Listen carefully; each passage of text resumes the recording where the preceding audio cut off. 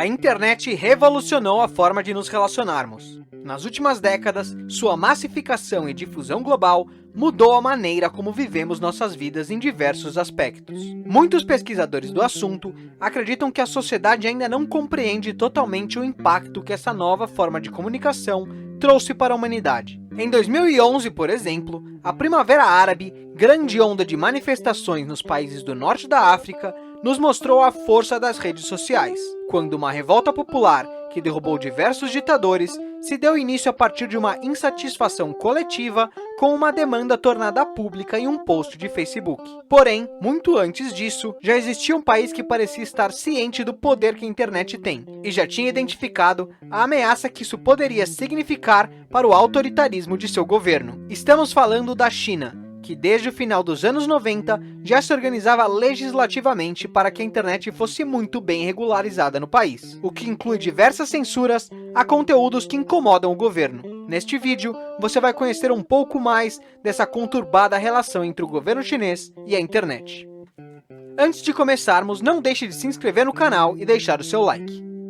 A censura na China é algo anterior à internet em si. Já nos anos 80, Deng Xiaoping, então líder do país asiático, disse a icônica frase: "Se você abre a janela para ar puro, você tem que lidar com algumas moscas." A China moderna, portanto, sempre foi adepta da censura, para impedir que seus cidadãos tenham acesso a ideologias, valores e visões que possam colocar em risco o domínio da elite política do país, representada pelo Partido Comunista Chinês.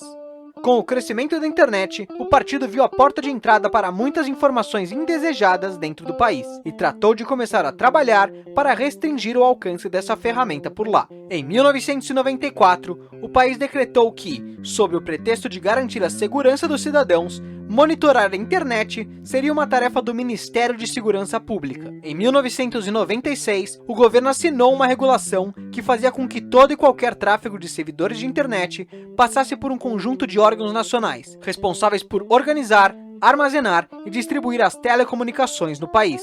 Essas duas medidas, tomadas logo no princípio da popularização da rede mundial de computadores, já colocaram o governo como guardião das informações que chegavam. A regulação afirmava que o objetivo em colocar o governo nessa posição era para monitorar o conteúdo e assim proteger os cidadãos de informações e atividades consideradas danosas. Na lista de atividades proibidas, entretanto, fica clara a estratégia de se proteger que o governo tinha com isso. Nela aparecem itens como incitar a divisão do país, difamar organizações estatais, defender a queda do governo e do sistema socialista e ir contra a Constituição vigente. Em 2000, uma ordem estatal tornou o que até então era um monitoramento em uma censura oficialmente falando. Nesse ano, foi criada uma lei que proibia que os sites chineses distribuíssem notícias do exterior sem uma autorização prévia das autoridades, dando, portanto, ao governo o poder de negar a publicação de qualquer informação que eles julgassem danosa.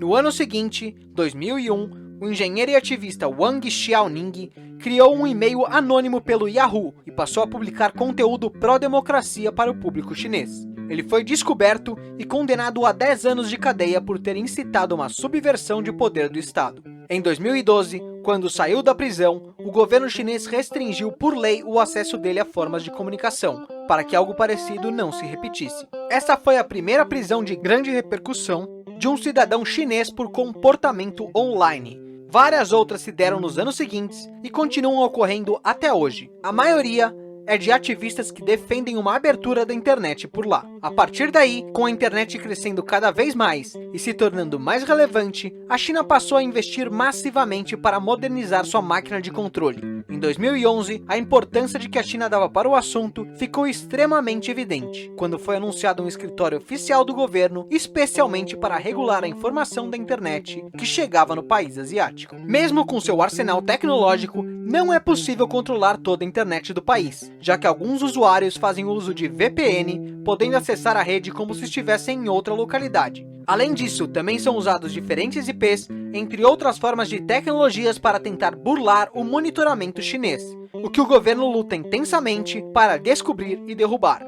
Uma das principais preocupações da China é o vazamento de informações e debates que coloquem em xeque a atuação de seu governo.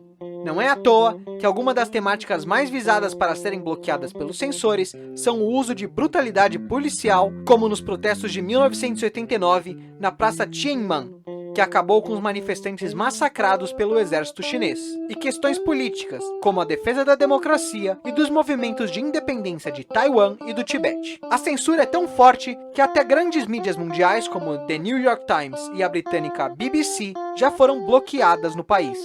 Em 2009, quando houve um grande massacre da etnia uigur, que sofre perseguição intensa do governo do país, toda a internet da província de Xinjiang, onde ocorreu a ação, foi derrubada durante 312 dias, a fim de evitar a proliferação de informações sobre o ocorrido, o que poderia resultar em uma revolta de grandes proporções da população. Além disso, as redes sociais Twitter e Facebook foram banidas de todo o país nesse momento, fato que continua até hoje. Recentemente, muitos estudiosos de internet e jornalistas apontaram para uma censura em massa para tentar mascarar o início da pandemia de Covid-19 no país. O médico Li Wenliang se tornou um símbolo disso. Ele fez diversas postagens alertando para o perigo da doença, que foram censuradas, causando uma revolta online com várias pessoas usando hashtags para pedir liberdade de expressão por lá. É claro que essas hashtags também foram prontamente banidas da internet no país. O controle é tão feroz que não são apenas situações graves e de grandes proporções como essas que são removidas, mas também algumas até mesmo cômicas. Em 2013, surgiu um meme que comparava o presidente chinês Xi Jinping ao ursinho Pooh. Furioso com o que considerava uma caricatura que diminui a autoridade do líder da nação, o governo lançou uma guerra ao simpático ursinho amarelo. Desde então, os censores chineses derrubam a maioria dos conteúdos envolvendo o personagem da Disney. Outras vítimas por lá incluem o comediante John Oliver, que foi apagado da internet do país após criticar o presidente, e a série animada South Park, que veiculou um episódio ridicularizando o controle de internet do país. Em 2012, um estudo da Universidade de Harvard concluiu que o impressionante número de 13% de todos os posts de internet são bloqueados no país. A censura se dá de duas maneiras principais. Existem um time de funcionários que vasculham a internet, procurando em fóruns, sites e redes sociais conteúdos considerados perigosos pelo governo, mas também uma parte mais automatizada, com termos específicos sendo bloqueados pelo sistema de internet chinês instantaneamente. Ao se procurar no Google chinês Massacre da Praça Tiananmen, por exemplo, não são gerados resultados. Para facilitar o controle, o governo também tem uma estratégia engenhosa de autodisciplina imposta para as companhias que possuem sites operando no país. Existe um acordo entre essas duas partes para que as próprias companhias auxiliem na identificação e derrubada de conteúdo proibido sob o risco de serem banidas da internet de lá. Por conta da censura e da não existência de diversos sites populares, a China tem a peculiaridade de ter suas próprias redes sociais, limitadas pelo autoritarismo governamental. Lá temos, por exemplo, o WeChat, equivalente ao WhatsApp, o Sina Weibo, cópia do Twitter, e o QQ, que substitui o Facebook. Até mesmo a Wikipédia é banida por lá, sendo que o Baidu-Baike tenta substituí-la.